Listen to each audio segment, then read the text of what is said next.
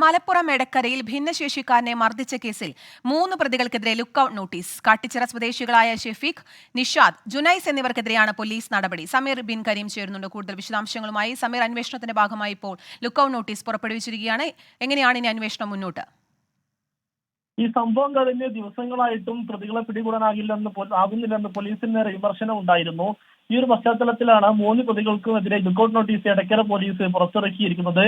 കഴിഞ്ഞ ശനിയാഴ്ചയാണ് എടക്കര സ്വദേശിയായിരിക്കുന്ന അറബിക്കുട്ടിയുടെ മകനും ഭിന്നശേഷിക്കാരനുമായിരിക്കുന്ന ജിബിൻ ജോൺ എന്ന് പറയുന്ന 24-കാരനെ ക്രൂരമായ മർദ്ദനമേൽക്കുന്ന ഒരു സാഹചര്യം ഉണ്ടായത്.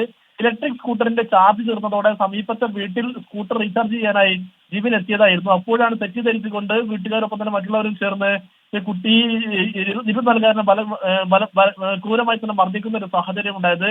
ഒപ്പം തന്നെ അതിന് പിന്നാലെ പോലീസ് കേസെടുത്ത് അന്വേഷണം നടത്തുകയാണ്. അതിനിടെ ഈ വീട്ടിലുണ്ടായിരുന്ന 5 വയസ്സുകാരി പെൺകുട്ടിയെ പിടിച്ചു വലിച്ചെന്ന് കാണിച്ച് ഈ പ്രതികൾ ജിബിനെതിരെയും പോലീസിൽ പരാതി നൽകിയിട്ടുണ്ട്. ഈ സംഭവത്തിൽ ജിബിനെതിരെ പോക്സോ കേസ് നിലവിലുണ്ട്. ഏതായാലും സംഭവവുമായി ബന്ധപ്പെട്ട് പോലീസ് നോട്ടീസ് ഇറക്കി അടുത്ത ഘട്ടത്തിലേക്ക് കടന്നിരിക്കുകയാണ്.